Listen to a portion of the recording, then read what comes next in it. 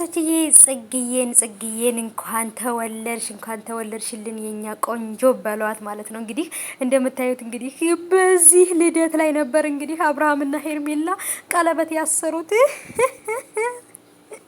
እኔ እኮ ልጅ እኮ አይደለም የምስቀው እኮ ጋይሶች ደግሞ እኔ እንዲሁ ጥሎብኝ ሚስጥር አውጪ ይለኛል። እና እንግዲህ ይሄ ለዚህ ነበረ አብርሃምና ሄርሜላ የሄዱት ለዚህ ለልደቱ ፕሮግራም ነበረ።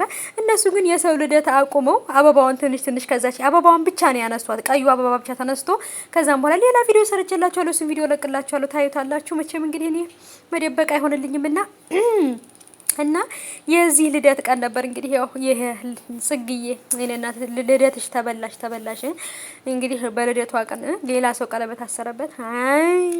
ይሁን ለማንኛውም ጽግዬ እንኳን ተወለድሽልን የኛ ቆንጆ ኑሪልን፣ አሁንም ደግሞ 1000 ዓመት ኑሪልን፣ እንኳን ተወለድሽ በሏት ጽግዬ ማለት ነው። ይለያል የሆነት በተለይ የባለፈው ራሱ የማና ስሟ ልደት አሁንም እንደዛ፣ አሁንም ደግሞ የግምጃዬና የጽጌ ልደት ይለያል።